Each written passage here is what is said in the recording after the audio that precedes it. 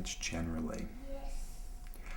I think marriage is, if you want to be romantic, it's the culmination of love between two people. Marriage is that sense of love, commitment. Marriage means much to me. When I was single, there were things I couldn't do, and there were things I was relying on, things like a time clock. Now I can go to bed and know there's somebody next to me who will wake me up if I stay asleep. I have no problem with marriage. I mean, I think marriage as an institution in the United States is kind of problematic for me. The way that I feel about marriage is, I'm gonna have to think about this for a minute. I actually am the child of parents who have been married for about 37 years or been together for 37 years and are part of an interracial relationship. So I think in a lot of ways my ideas about marriage sort of come from, in a lot of ways, their being viewed as two people who should not marry. My parents met in Berkeley in 1949.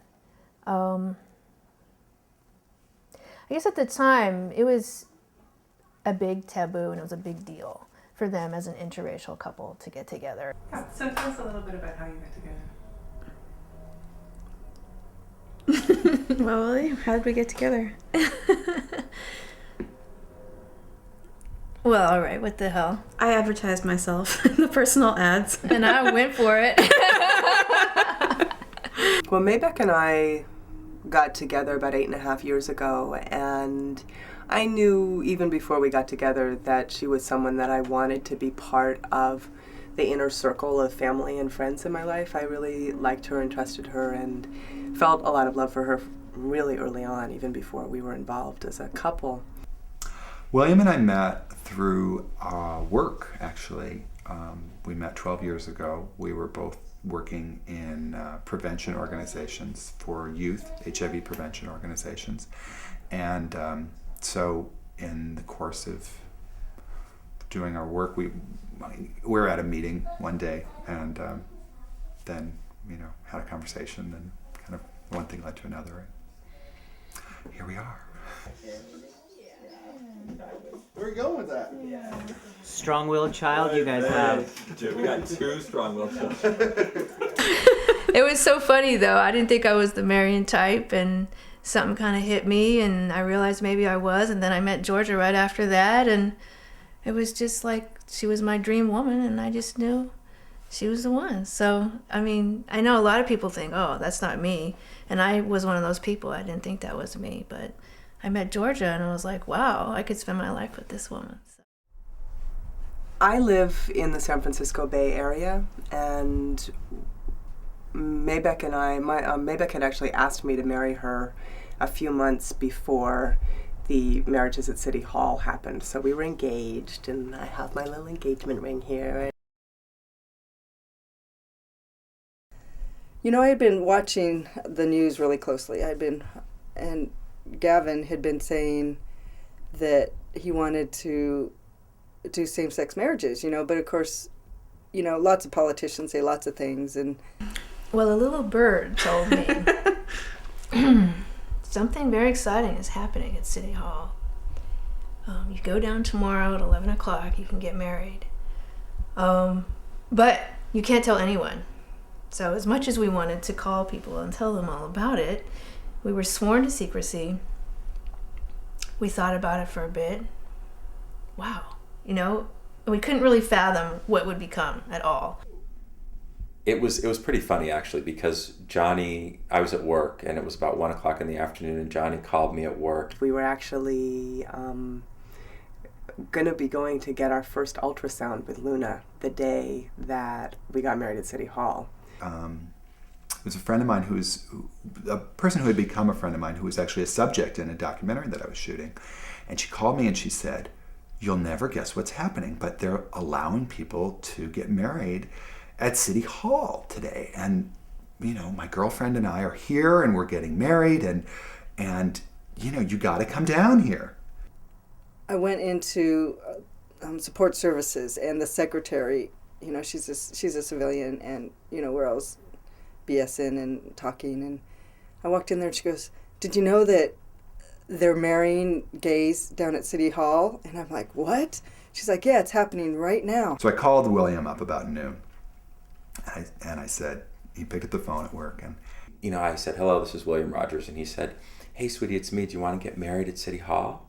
And I said, "You know what? I'm on the other line. Let me call you back." and I said, "William, will you marry me?"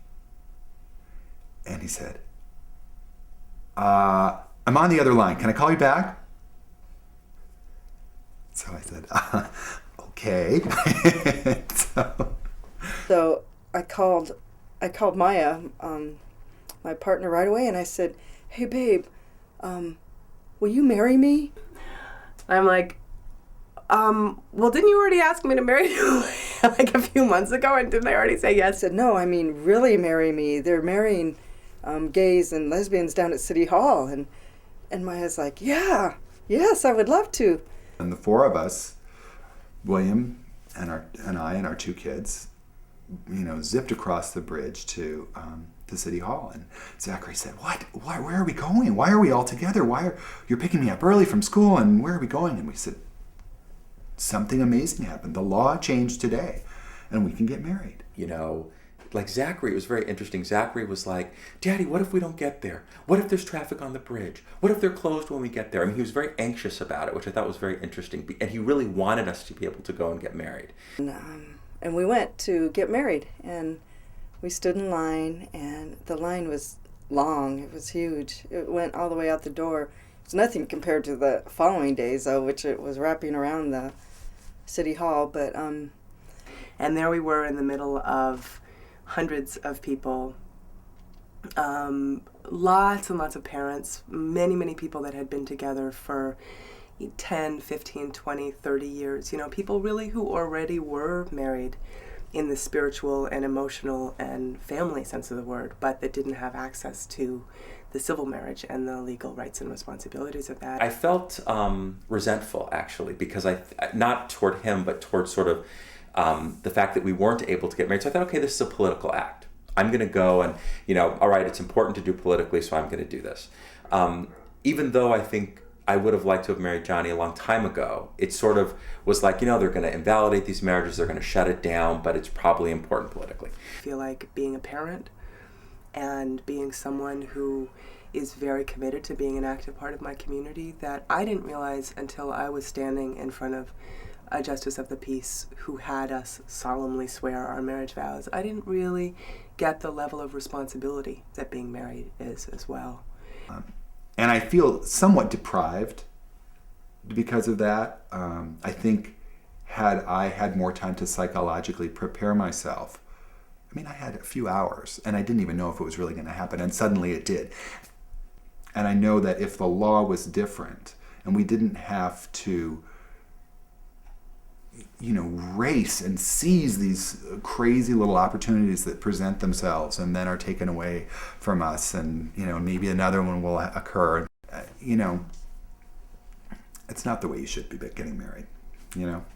We got married, and at the moment of taking our vows, I got incredibly emotional, because at that point it was not political, it was personal, and it was actually something that I didn't realize until that moment how much I wanted to be able to be married. I wanted us to be able to have that kind of social legitimacy. There was something just very significant about standing in a government building, being joined together by government officials, sanctioning our relationship and being happy for us, and saying the same words that everybody else does. It felt like everything else, the kind of craziness of the day and the kids screaming and the thousands of people that were there and the, you know, TV cameras and everything, it all just fell away. And we were looking at each other and saying these really important words to each other. And it cemented our relationship in a way that was really important.